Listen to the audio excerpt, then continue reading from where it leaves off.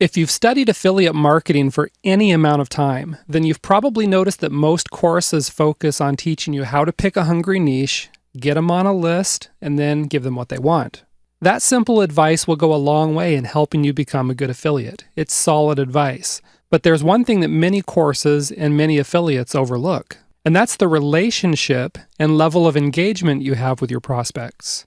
Now, I've said elsewhere that positioning yourself as an authority is important. However, the second psychological component that triggers sales is based on how much your prospects like you. You've heard that people buy from those they know, like, and trust, and that's absolutely true. Sometimes they even choose to follow people based solely on liking, even if that person otherwise wouldn't be their first choice as an expert or a leader. Let's take politics as an example. Political consultants spend a lot of time and energy transforming their candidates into likable people. You see, it doesn't matter if the candidate has the best policy ideas, is a strong leader, and has the management skills needed to be effective. If the candidate isn't likable, there's a really good chance he or she isn't going to be elected. So you know how it goes. Suddenly you see candidates dressed in jeans and work shirts with their sleeves rolled up.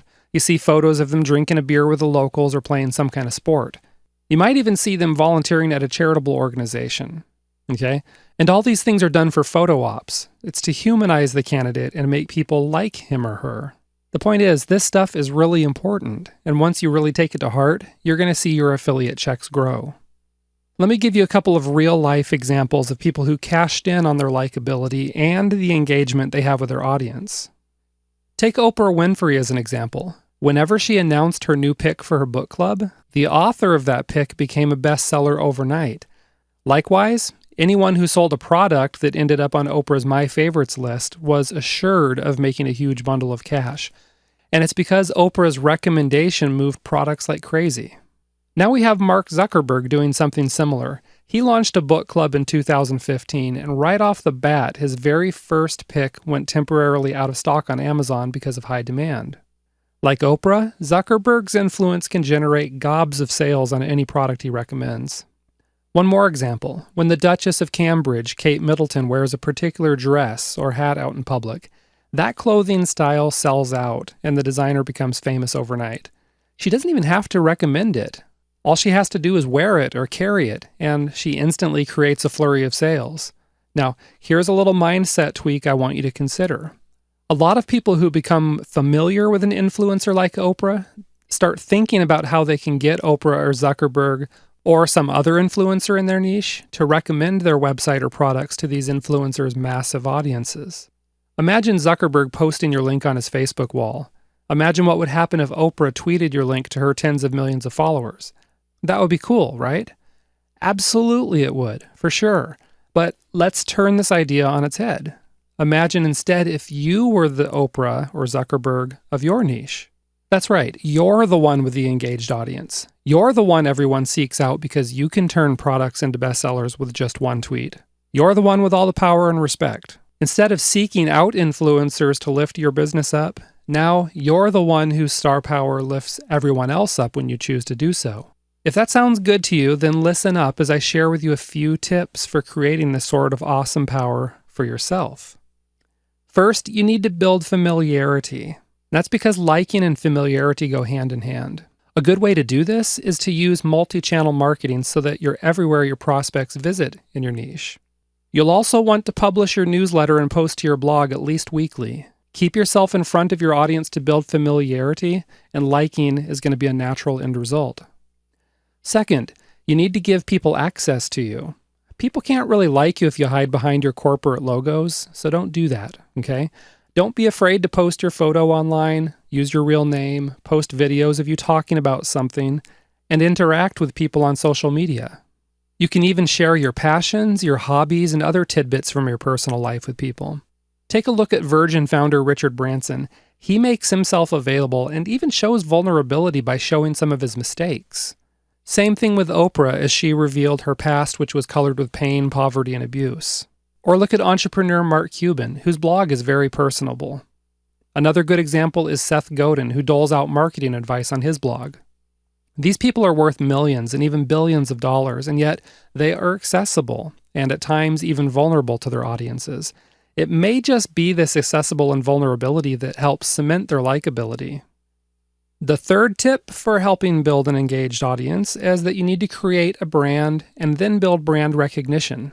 The point here is that you need to put out a consistent message, and building a brand is going to help you do this. Otherwise, you'll have a hard time getting that likability factor if you seem scattered and unpredictable. Secondly, a good brand is built on emotion. When people look at your brand, they're going to feel something. And this is why it's an important part of the sales process, which is why a familiar brand can help with engagement in sales. Third thing, a good brand builds trust. And as you already know, people buy from those they know, like, and trust. Another good way to build an engaged audience is to make people feel like they belong. Psychologists know that people like to belong. In fact, this is a deeply ingrained part of our psyche.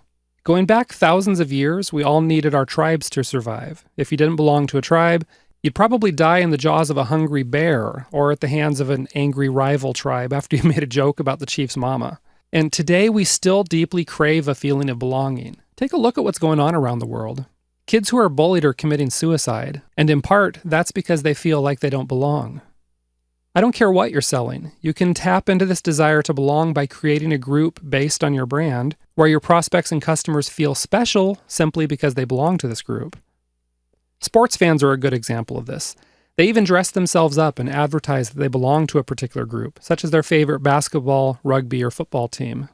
Another example of this are brands like Chevy, Ford, and Ferrari, where their enthusiasts are very passionate about their car, to the extent that they wear clothing advertising the brands.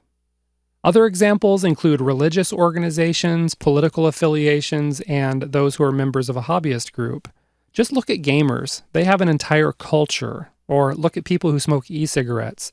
They do meetups just to get together to talk about their hobby.